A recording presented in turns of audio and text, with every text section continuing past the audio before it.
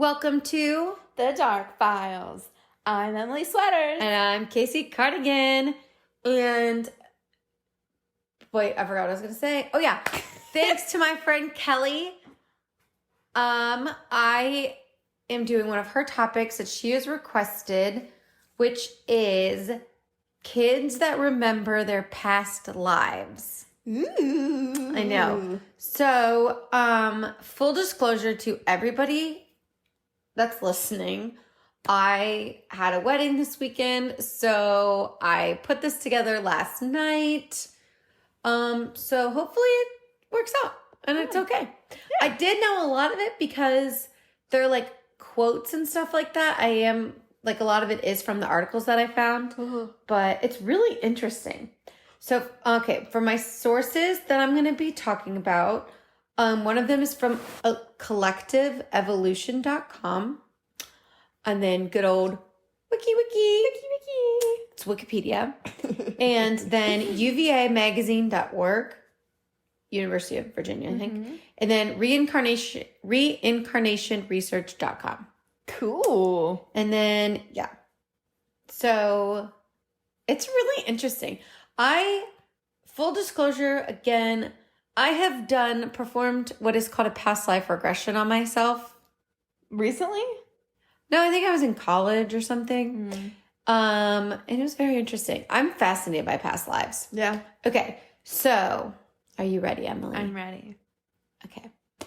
So the idea of having past lives is not new, obvi. According to WikiWiki, in the 2nd century BC, the Hindu scholar, don't know how to say his name, Patanjali, anyway, discussed the idea of the soul being burdened with impressions from karma from previous lives. So the idea that we have like things that happen in our previous lives and that we come through again to try and learn from it or have other things left behind from us as we move on into a new life is not unheard of. It's very old and it's practiced in quite a few religions. I don't remember what I was trying to read. I can't, like Jainism, Jainism is one I used to remember because I took an East Asian culture class and then like a Hindu, things like that. And then in the religious mythology of China, there's a deity called Meng Po, also known as the Lady of Forgetfulness, who is the one who prevents people from remembering their past lives. So in theory, we have past lives, but we're not able to remember them. Yeah. Because of maybe whatever reasons we need to learn something, or I didn't really look too much in the religion part of it. Sure. Because today I'm just focusing on people who remember them. Gotcha. And I do think I might do a side slice on past life regression, where I get into more of like actual like past lives and how you can try and find out who you are and things like that. Yeah. Because over time, like the idea of trying to contact your past life and what is called a past life regression has increased over the years, especially into the 50s, which this was my favorite line. Was the first reported hypnotic trance for past life regression. Well, that was in the year 1923, but then the technique was continued into the 50s, where it was developed by psychologists, psychiatrists, and mediums. Oh, good. Like it's like your average multidisciplinary team. Yes. So many people believe that we have had past lives. And so that's where the sense of like deja vu comes from. They say deja vu comes from the fact that like you've either experienced this before, or in one book that I read by this lady, Sylvia Brown. Oh, Sylvia Brown's... Oh, she's out there. She's fake. Oh, yeah. But in her book, she says that deja vu is when you're realizing that you're on your right track in life, from like that you choose your life coming down here and you realize that like you're on the right path. Just throwing out some different ideas. Sure. But yeah, she's kind of nuts. Yeah. I think she's dead now. Did she die? She was like she would do cold readings and like there's, if you look on YouTube, there's like this compilation of her and a couple other psychics like doing cold readings and getting it like very wrong. Oh yeah. She's a hot mess, but her books are very interesting to read. because it was her book that I followed on how to do this past life regression, which I might talk about in a side slice. Okay. I'll probably end up telling you guys at the end of this because it's been a long day and no fucks are given anymore. Okay. So there are many cases in which kids remember their past lives, allegedly remember their past lives. Only kids? Yeah. And I'll go over why at the end. Okay. And if I, for some reason, forget to say that, remind me and I'll bring it back up. But so there's so many cases. There's like a girl who thought she was Anne Frank. There's like people who think they're like these famous people. Then there's just these other situations of very well-known kids that think they're in past lives. But I'm going to cover two pretty well-known ones because I just thought they were interesting and they had a lot more like background on them, stuff like that. Yeah. So the first one is the story of Ryan Hammonds. Ryan was a 4-year-old boy from Oklahoma. And I think this was in the 80s or 90s. I want to say maybe 80s or 90s. I forgot to look. So Ryan's story starts that he's like a normal 4-year-old kid who's like making movies and like action and yelling around his room and like doing stuff like that. But then he started getting these nightmares, like crazy, vivid nightmares where he would tell his mom he remembered when his heart exploded in Hollywood. Oh, wow. Yeah. And then he would tell his mom that like he had 3 sons, but he couldn't remember their names. And then he would cry to her and be like, why can't I remember their names? And he had these like crazy nightmares where he just remembered all these things and it would be super scary. So his mom, I think Cindy, would bring it up to his doctors and the doctors would just be like, it's nightmares, he'll grow out of them. It's like a normal kid thing. But the mom was like, I don't really know. So then finally at like the age of 5, Ryan told his mom, I think I used to be someone else. Like he had enough of these memories and stuff like that. So some of his memories were that he would often talk about going home to Hollywood. And for those of you that didn't see, I had air quotes over going home to Hollywood. And he's in Oklahoma. Yeah, he's in Oklahoma. So home is definitely not Hollywood. That should be a movie. Home is not Hollywood. And he would like ask his mom to take him back home to Hollywood. Hell yeah, me too. And then so a lot of these, like if you were to go on this website, the UVA.org, it's like the science of past lives, you'll find this like pretty much verbatim because I didn't really know how else to like rephrase some of it. Yeah. And like I said, I looked this up last night. So he would often talk about like really detailed stories about meeting celebrities. Like, and he would give them names, like Rita Hayworth. He would talk about being a performer on Broadway, like weird shit that a 5-year-old does not know. Sure. And then he would talk about working for like an agency or something where people would frequently change their names. He remembered the name of his street had the word rock in it, like something like that. So then his mom, like after all of these different things, his mom's like, okay, that's kind of weird. So she decided to kind of investigate it. Yeah. So she contacted, I think the lady's name was Carol. She contacted Carol Baskin? It was not Carol No, wait. Different story. It was Carol Baskin. No, I'm kidding.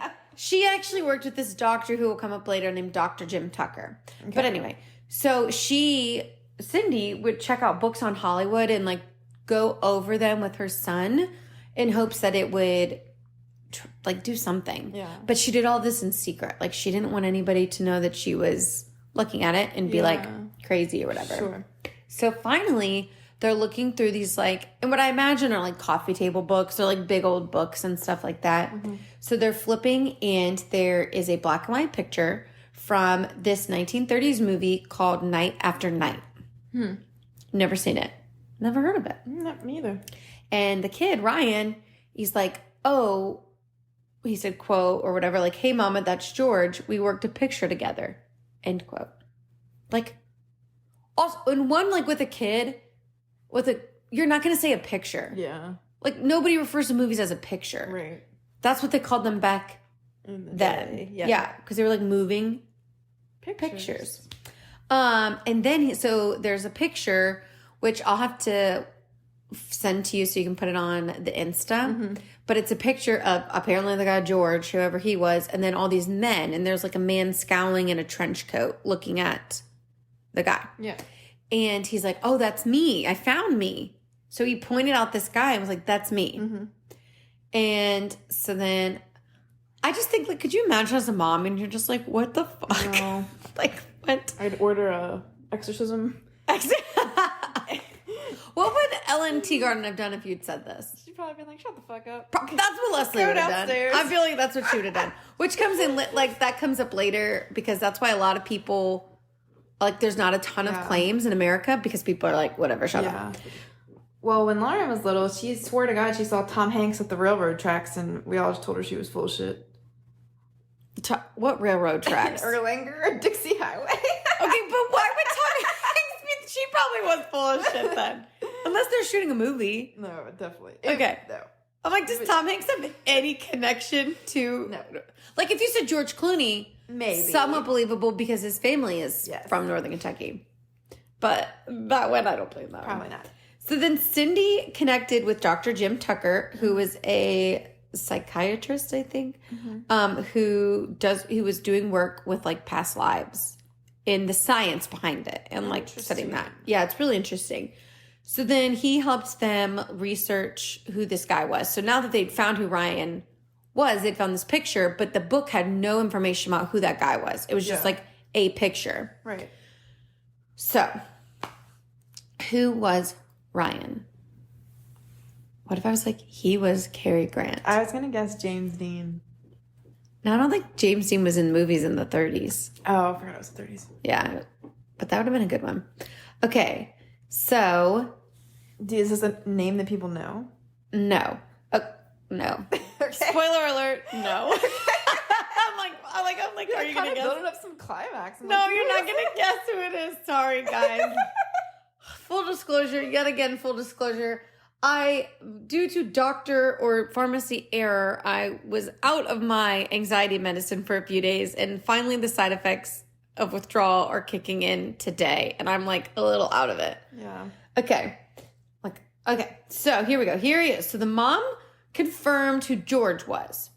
So George was this dude who was a movie star from the 30s and 40s that like basically nobody remembered. His name was George Raft. Never heard of him. Yeah. But anytime George makes me think of George Glass. George Glass. George Glass from the Brady Bunch. George Tropicana? Oh, is he Cuban? Oh, yeah, you just watched that. I'm like, how do you remember that? Okay, but she still didn't know who Ryan was. So Cindy reaches out to this Jim Tucker guy and he helps them find it, I guess. And they eventually, the picture gets put in the hands of a film archivist who within weeks of research finds the name of this man. Who is it? His name is Martin. Sheen? No. Martin.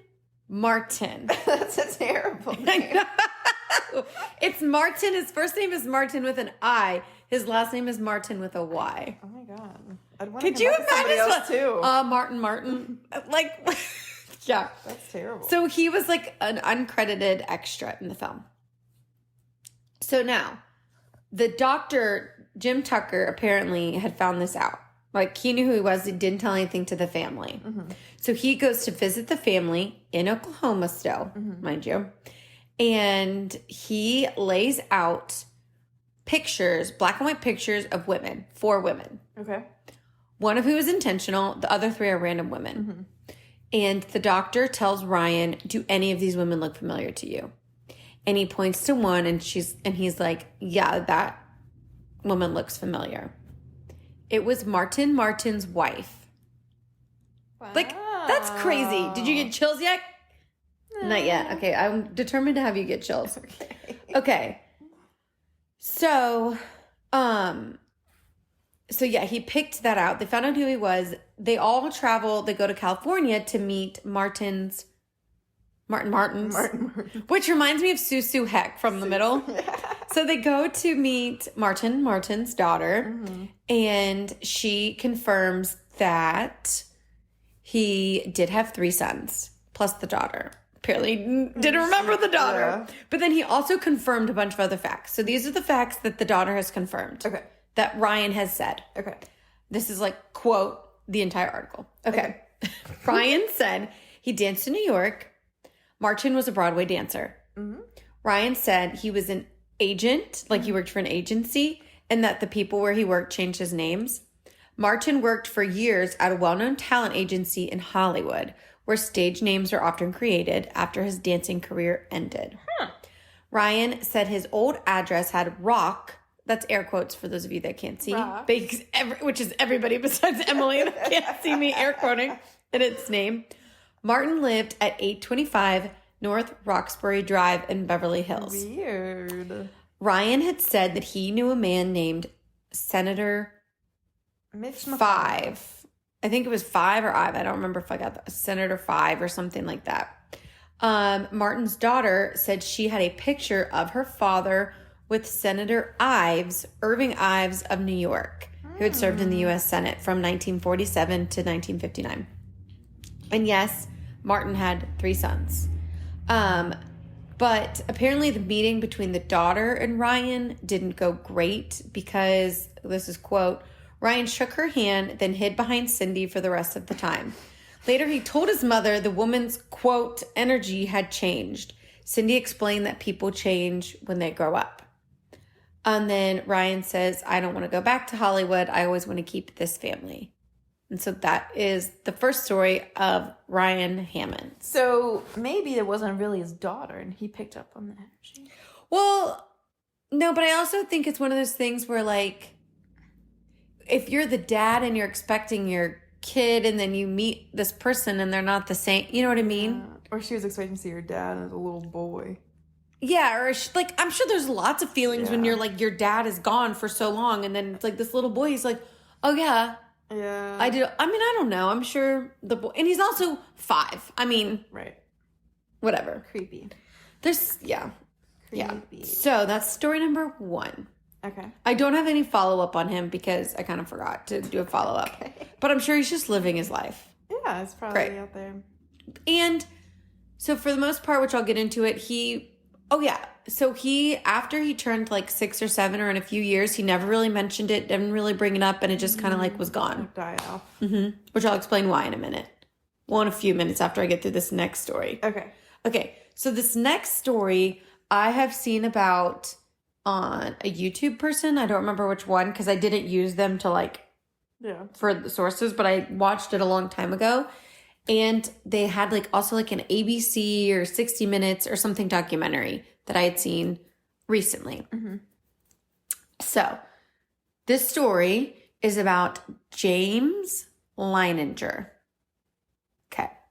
So yeah, I've seen this one a couple times and I really like this one because it has like so much evidence, I think. Like that one I feel like had a lot of evidence. Sure. Right? Like, I mean, how is that kid supposed to know any of that? Okay. So, but this one is weird AF. Okay. All right. Buckling in. Buckling in. So, James Leininger was born April 10th, 1998. Oh, he's a youngin'. So, this is like kind of not recent, but like, you know, whatever. 20 years ago. 18. Oh my God, 20. I don't like that. 18. 22. Ugh. I just did a lot of math. Yeah. I was like, wait. Which I could have just gone like, wait, my sister was born in 97. And Yeah. actually, wait, how old's my sister? 23? Yeah, my sister's 24. Abby, you're probably not listening to this because you're a turd. I can't believe Abby's 23. I know. She's a turd. I always think my sister is older or younger than your sister, but she's older than your sister. Yeah. I don't know. Abby has that air of not giving a shit that Yeah. comes with being like 35. So Abby's True. really like a 35-year-old. Hi, Abby. You're probably not listening because you're also a turd. All right. Just kidding. Love you. All right. At the age of 2, James' family moved from San Francisco to Lafayette, Louisiana for work on the oil rigs or something. Okay. What a culture Yeah, that sucks. shock. San Francisco to wherever Lafayette, Louisiana is. That's worse.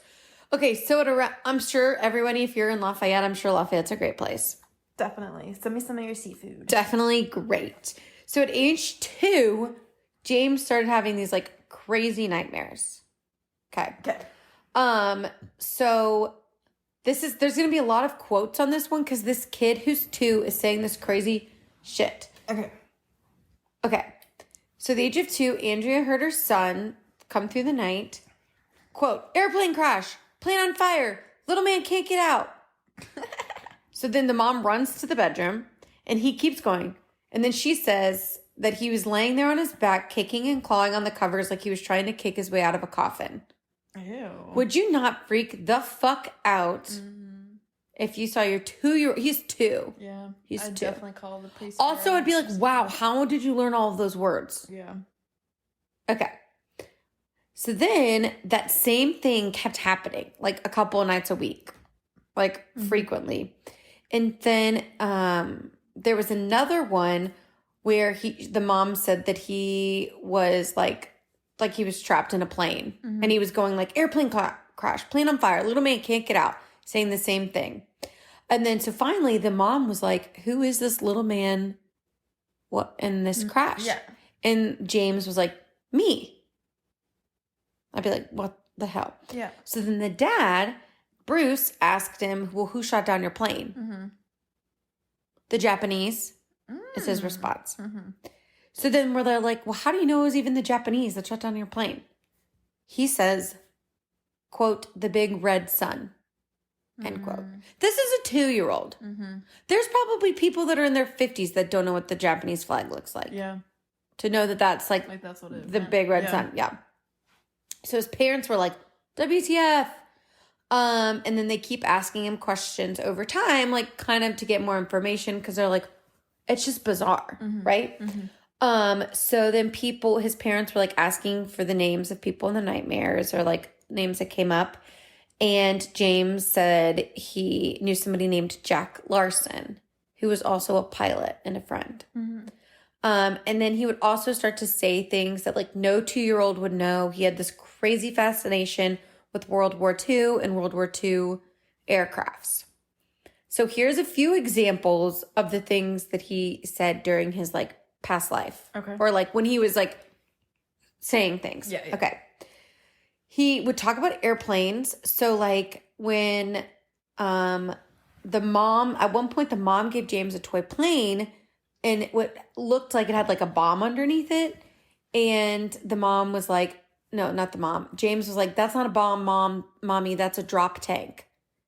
Which is like something in a plane. I have no idea what that is. Yeah, and the mom, I'm just like, I'd be like, what? Like, what the hell? Yeah, and then over time, James also said that in his nightmares, there was a man also named James, and he flew a plane called Corsair.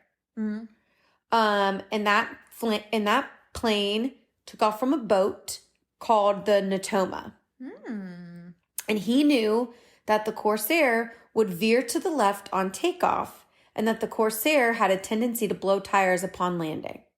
That's very like weird. That's literally what he would say. Yeah. And then he also knew that U.S. pilots and flyers would give code names to Japanese bombers and fighter planes. So Japanese bombers were given girl names, and the fighters were given boy names. Is that true? Hold on to that. Okay. I mean, I don't know if it's true currently, but it ends up being true. Yeah. Okay. So then, for example, James said that the Japanese fighters were called Zeeks and the bombers were called Bettys. Ew. And then in research later, his dad found out that was true. Wow. So like everything he's saying, his dad takes it and like goes to research it to like see if it's true. Yeah. And so then his parents took him to like this museum, this plane museum, because he reminds you so loves planes. And he was walking around a Corsair, which was the plane that he says that he flew. Yeah. And the mom's like, he was walking around doing a flight check like a pilot would do. What? She's like, it was crazy because he wasn't even potty trained yet. Yeah. Like that is how Shitting young. his pants and doing a flight check. He literally, which probably I bet some pilots did too. But he literally is shitting his pants doing a flight, like just walking around like that.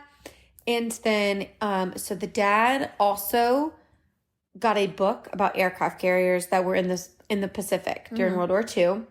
And so they went through the pictures, and then there was a part about the Battle of Iwo Jima.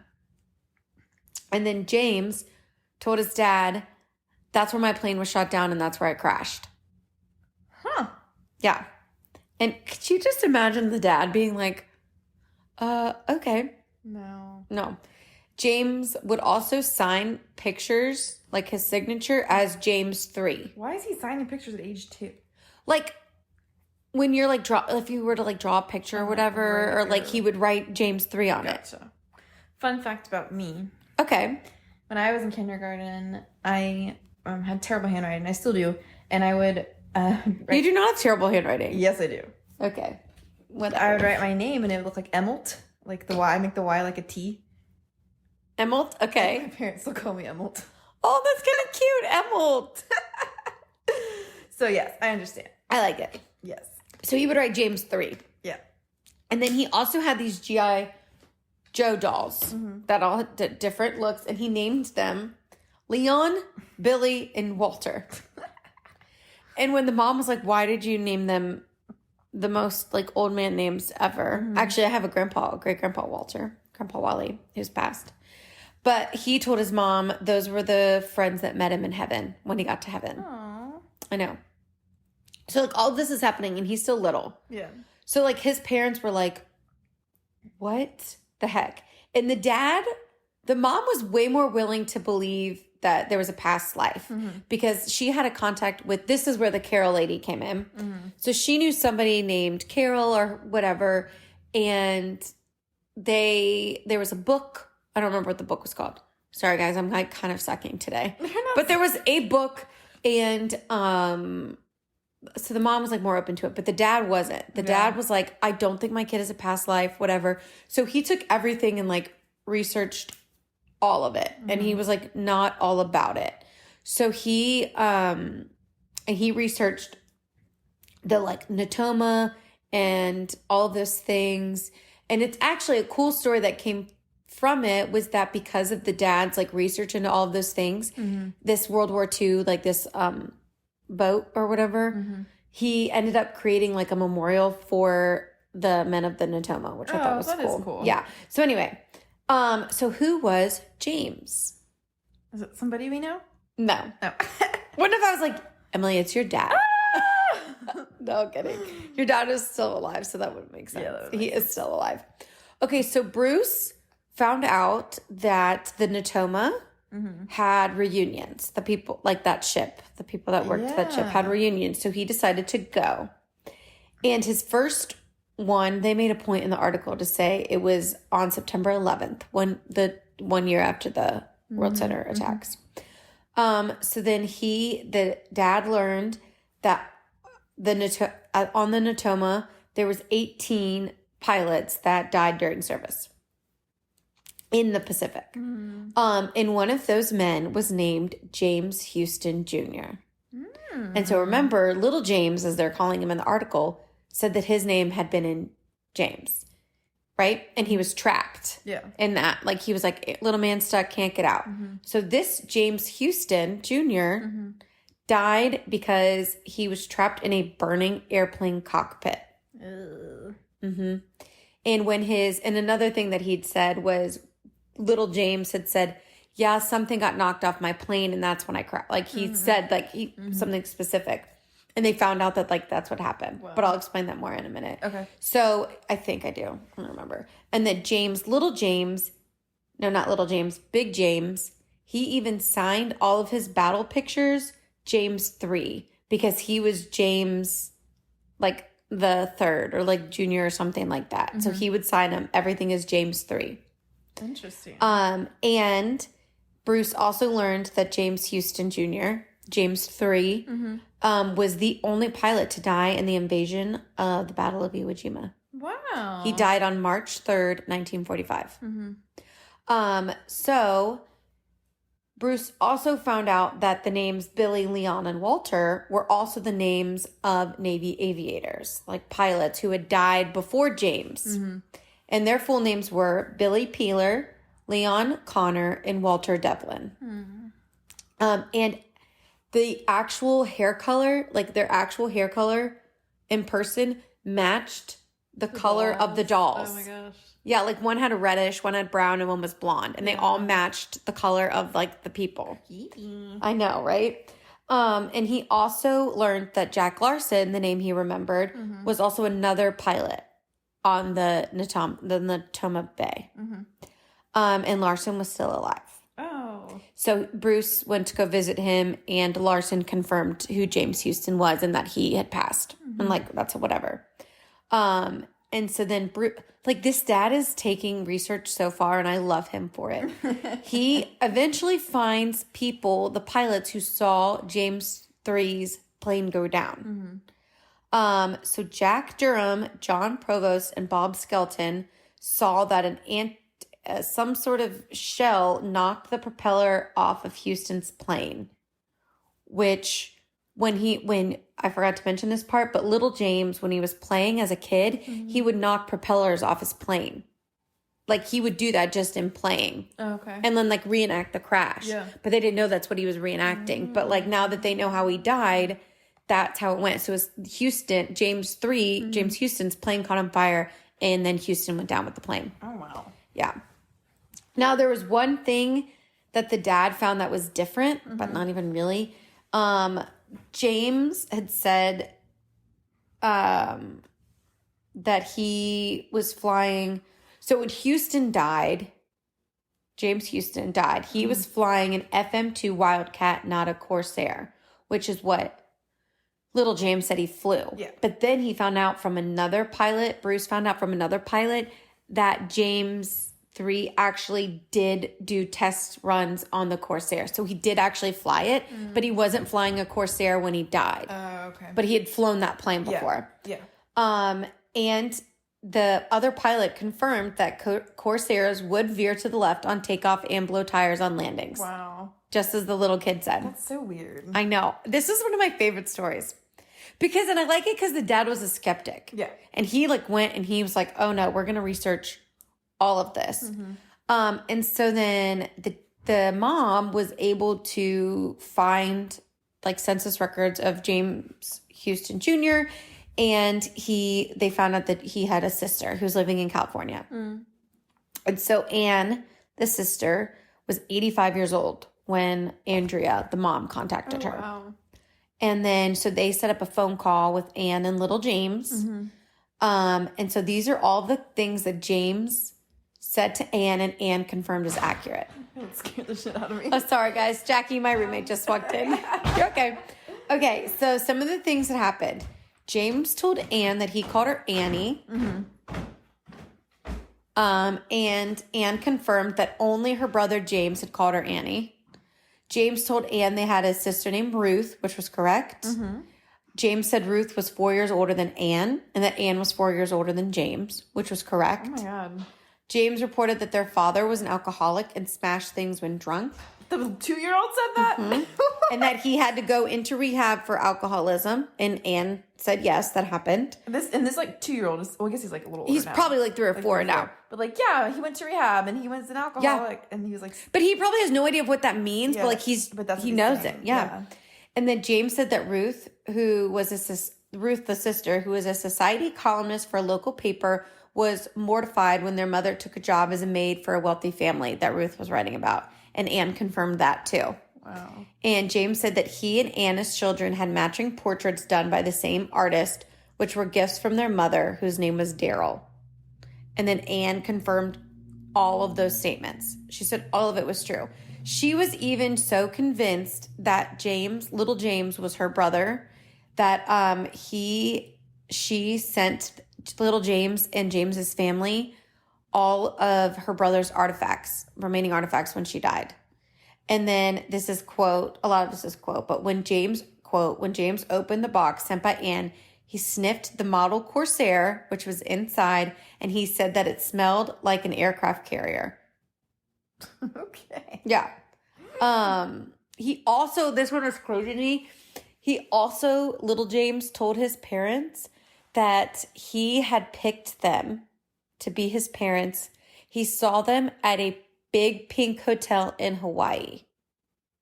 He saw them there, and that's how he picked them, that they were going to be his parents. And they had no point had ever mentioned any of this to him. This was the hotel. You can see it. But Is that where he was conceived? no. They were there 5 weeks before he was conceived. So it's like little James saw them there. It's called the Royal Hawaiian Hotel. And she never told James about that trip at all or anything. So he says that he picked them. Iwo Jima, I mean, I know Japan's like close-ish to Hawaii. Is like that way? Because he died in Hawaii and in Japan. I don't know. So there's like, when you're researching it, there's differing views of where people go. Like sometimes people will say they're in heaven. Other times they're hanging around near where they died. Or, so I don't really know, but that's just what he said. Maybe he was just like hanging around. Yeah. But I don't know how far Iwo Jima is from any of that. So yeah, he claims that he picked them. And so there's also, with little James and big James, they say, his friends say that there's like an eerie similarity to them as they're younger. Like, because now that James is older, apparently they look very similar. Interesting. And that little James is actually a very good singer, and neither of his parents have talent, but James III was a fantastic singer. Wow. Like little things like that they say. But I think after, like, the same kind of thing happens once they're like 6 or 7, they just And why is move that? on. Well, so we're about to get into some science and why kids. Yeah. So mind you, like I said, those are 2 really well-known stories. You can watch videos on them. There is another one that I listened to a podcast about, where this girl, it's a girl who claims she was like a middle-aged woman or something like that. Like that one's a cool story too. I think the podcast is the Supernatural podcast with Ashley Flowers. They also do one on past lives and like with kids and stuff. Yeah. So according to Dr. Jim Tucker, who's the guy that helped the first family, Right. he has been studying this for years. So I have to find the chart because I couldn't, like, all the science behind it was in this like graph. So this is his hypothesis on how reincarnation could exist. And it's all about quantum physics. My favorite subject. Is it your favorite subject? No, I literally don't know what I quantum don't physics understand is. anything about it. Something with time? Is Yeah, it's quantum time? Yeah, I think it's like time. Like whenever I watch shows about time travel, usually they talk about quantum physics. So yes. Yeah, something like that. Time traveling. Yeah, for sure. Yep. Okay. And what I will tell you is basically from this little thing. So his hypothesis is this. Quantum physics shows, oh, by the way, everybody, this is straight up being read from the website, vamagazine.org/articles/the science of reincarnation, because I would not know any of this. Quantum physics shows that at the most basic level of the universe, events involving its smallest particles, such as electrons and protons, only occur once they are observed. Okay, I know, yeah. Okay, number 2. Okay. This suggests that the material world, like everything we see, Right. may be derived from consciousness, not the other way around. Whereas they exist and we see it, it's because we see it, they exist. Yeah.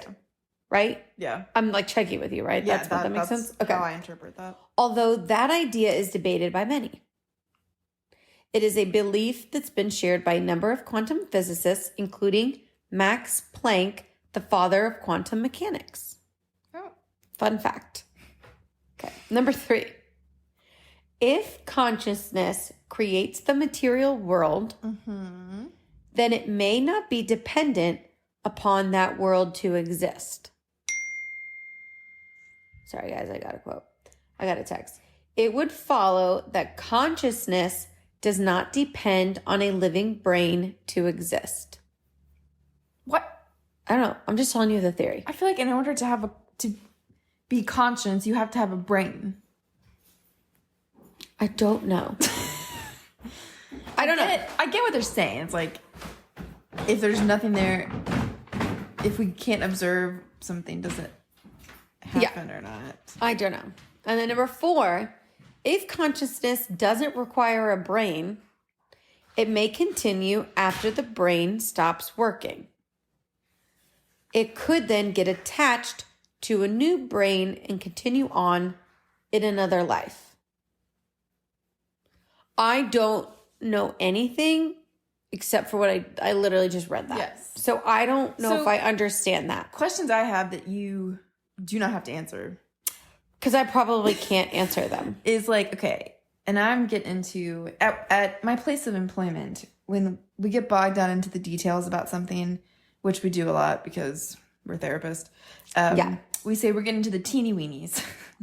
Okay. Like, I'll get, like, real, like, into something like, Emily, you're getting in the teeny weenies. Like, I don't know. I like really that. I get into the teeny weenies. So, I got some teeny weenies, though.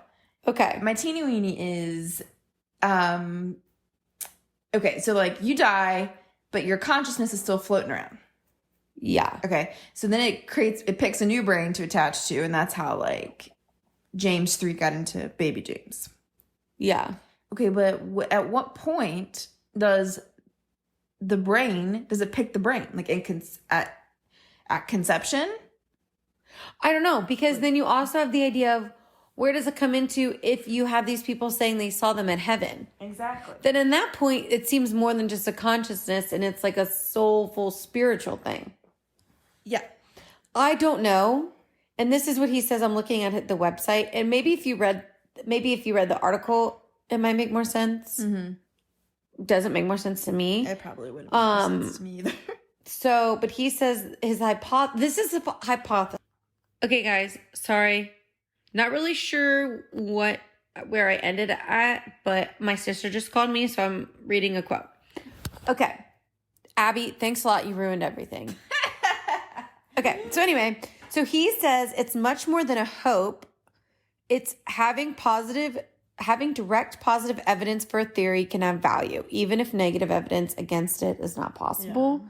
So I think, but his philosophy is, I think that he's like, there's so many things that happened with undeniable proof. Like, how could you know that 2-year-old kid would say that? And he says, and some people are like, well, maybe the money or blah, blah, blah. But he argues, he's like, most of these families don't like look for money. Yeah. Like most of these people like just move on. Yeah. Or they just like discount it, or they just don't want the publicity. It just so happens that they have it. Mm-hmm. I'm skeptical, but I'm usually pretty skeptical. Okay, but you got to admit though that James' story is pretty good. Yes, definitely. And like, I'm not ruling it out. I'm just saying like, I tend to want to rule out like more rational explanations. Not rational, but like normal explanations until like I accept that something like supernatural or paranormal. That's fair. I like to just jump straight into the paranormal. Because like one thing, do you remember that thing that happened years ago, the balloon boy? Okay, kind of, but I don't. Did he like fly away on a balloon? Yeah, but it was really his parents. Were like the parents staged it because they were trying to get like their own reality show. Okay, I don't think those people are like this though. Yeah, but, because then this dad like did all the research and like actually created like a monument to these people and like yeah. I think the James story is probably more convincing than the first one, the Ryan guy. But the Ryan one was fairly convincing too. But I do think the James one was pretty convincing. Okay. So that's like the science behind it. Sure. But that isn't really, I don't really know if it's science. I'm using a lot of air quotes. I mean, it's more like it's a theory. It's a theory to explain it. And I think a lot of shit with like quantum physics and other related things we can't really prove. Yeah, I don't know. Like that's a question for Sheldon on the Big Bang Theory. Yeah, that's true. I wish I had my own real life Sheldon. I don't. He's annoying. And then I could ask questions about things like this. Yeah, but then you have to listen to him talk and blah, blah, blah, blah, blah. That's sure, yeah. I already have kids telling me that they're right all day anyway. Okay, so my question, as your question was this, why children? Yeah, why kids? So Tucker the doctor. And others believe that kids between 2 and 6 are most likely going to remember their past lives. Or, not most likely, are more likely to remember their past lives because they're like fresh out of the womb, fresh into the life. They don't have anything like stopping them. That's not what Tucker said. I don't think he said fresh out of the womb, but I said that. Yeah. And then they stop remembering their past lives around the age of like 6, 7, 8-ish, like that age, because they're going into a new stage of development. Yeah. As like human development. Right. So they just kind of like move on. But so here are some common occurrences like that happen with past lives in children. Okay. Hold on, I got to pull up the website and look at the pictures. Okay. These are all quoted, guys. All right. The median age at the time of the previous person's death is 28. Oh, weird. These are the patterns that he's noticed. The Tucker guy has noticed in all of his studies. Most children claiming memories are between the ages of 2 and 6. And 60%, sorry, Gwen, whatever, she's all worked up about something in my text messages. Okay. So 60% of children who claim past life memories are male. Okay. And then roughly 70% of the children claim that the previous person died a violent or unnatural death. Interesting. Which seems to be the case in both of the situations. Yeah. I think the first one died of a heart attack probably. Yeah. And the other one was a Plane crash. Plane crash, yeah. So they're young and they usually die like in an unexpected ways. Yeah. Not like of an illness or something, like cancer or something like that. Yes. And then in those cases, in the ones with the violent death, in those cases, just over 70% of the deceased individuals were male. So of that 70%, 70% were men. Yeah. And then 90% of children say that they were the same sex in a previous life as they are now. Yeah. That makes sense. And then the median time between claimed death and birth is 16 months. Yeah. Besides the James guy. Yeah. Obviously. That was a solid unless he went years. into somebody else or whatever. But what's interesting I forgot to tell you this about the James 3 and little James. The sister said that when James 3 was little, like really little, he had a crazy fascination with airplanes. Like crazy. So maybe he was like one of the Wright brothers or something. Or I don't know. Maybe. And then 20% of children claim memories of the time between death and rebirth. Like little James did. He didn't remember everything, but he remembered picking his parents. Picking my parents. Yeah. And then, but then also Tucker found that in cases where children tend to meet the people from their past lives, not like obviously not meet the person, but like meet family or whatever. They tend to forget and move on a little bit quicker because they realize that forget their persona or like the previous person because they realize kind of like their people have changed. Yeah. Whereas, even with little James, he said when he found his old friends, it was weird because he remembers them being young. Yeah. So that's one thing too. Weird to see them as old men. Yeah, it's weird to see them like that. So then once they kind of see that and acknowledge it, it's okay, they can move on. Yeah. And they also found that the children generally have above average IQs and do not possess any mental or emotional disorders. And none of them seem to be disassociating from painful family situations. So it's not like a disassociation thing or a traumatic situation. And this is what I think is cool because I've heard this rumor before and I wonder about myself is nearly 20% of children studied have scar-like birthmarks or even unusual deformities that closely match marks or injuries the person whose life the child recalls near his time of death. So look, I have a birthmark on my body. Yeah. And I wonder if something happened in a past life to me at that location. Interesting. Do you have any weird deformities or birthmarks? I do. Do you think maybe something happened in a past life? I hope not. See? Well, there you go. You never know. Also, Kelly and Gwen, if you're listening to this, you're blowing up my phone right now, and I don't even know what they're talking about. I think it has something to do with politics. But, so that's kind of like, not brief, because it's not a brief story, but there's 2 stories. There's a lot of other really cool past life stories. Yeah. That's very cool.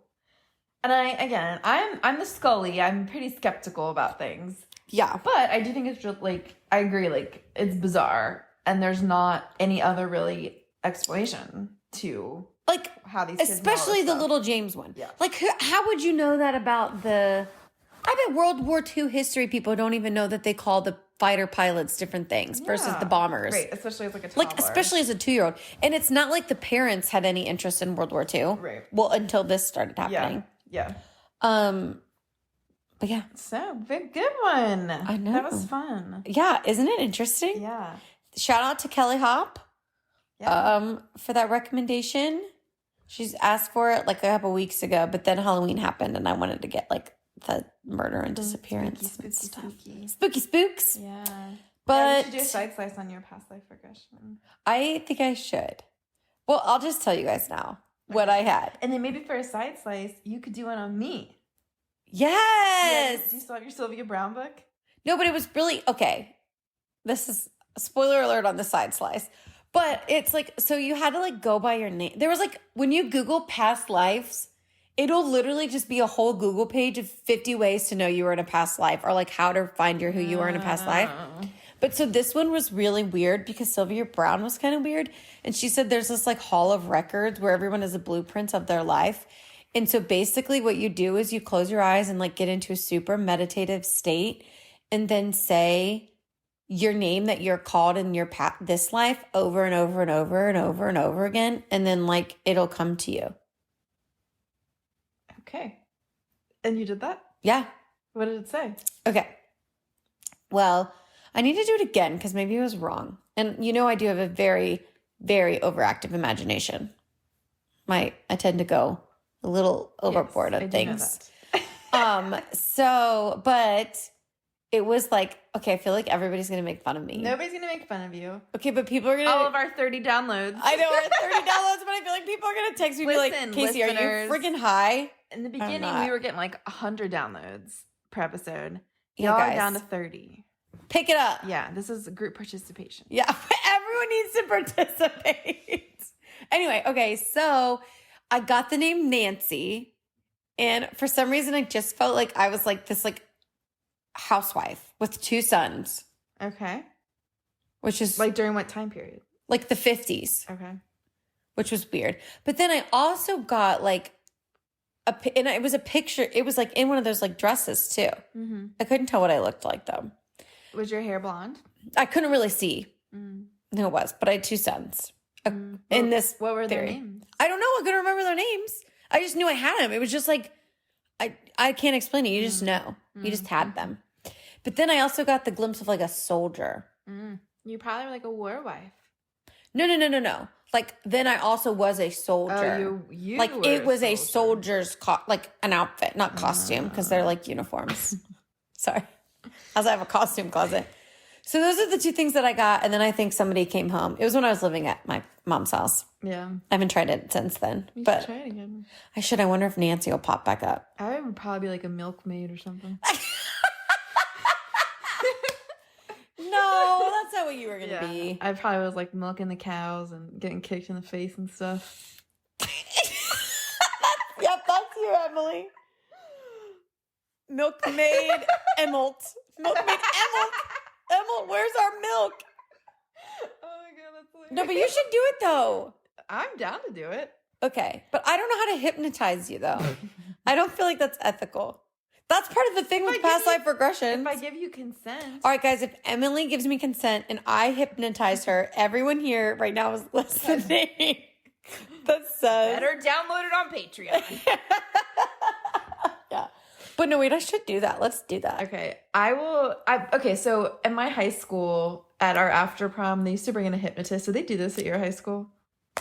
Have an after prom or bring in a Bring in a hypnotist? hypnotist. No, not that I remember. So they brought in this hypnotist, and he would like bring like 10 people up on stage, and he would hypnotize them. What? Yeah. I would not like that. And there was a big hullabaloo. Well, actually, I would like watching because that. I went to a Catholic high school, and they were like, that's the devil, and it's like, no, it's just the mind tricks. yeah. But he ended up being able to come. He came both years, and I went to prom. But so he'd bring like 10 people up, and How did he pick them? volunteers. People would raise their Did you hands. volunteer? Fuck no. I don't know what I would say. Like, I don't know. I don't like that. Yeah. Hannah's been hypnotized. Really? Mm-hmm. So you could tell some of the people were like legit and some weren't. And one of my But how does that work, though? Well, one of my friends said that he was faking it the whole time, but somebody else was like, no, like I really like was hypnotized. But what I know about hypnotism, which isn't much at all, by the way, is that like you have to be, if you're like skeptical, it's harder for it to work on you. Oh, great. That actually is one of the things that I read is like they found that people who believe that you could have a past life tend to be more easily. That would be like me. Yeah. I'd be like the prime candidate. I believe that I could have a past life, but I would probably be like kind of giggly and like, I don't know. But we should try it. Okay. I'll be authentic. I won't be fake. I'll be okay. Like, it didn't work. Can Jackie be there as evidence? Yeah. Jackie, we're going to hypnotize Emily so we can see her past life regression. That sounds fun. We can also do, Jackie just bought tarot cards. Oh my gosh, yes. So we can do that too. All right, guys, we got lots of spooky stuff going on. Lots of spooky stuff. So yeah. Kasie, in the case of past lives. I don't know if it's case closed, but we could try it. We could say it. Okay. Case closed. Stay spooky. Bye.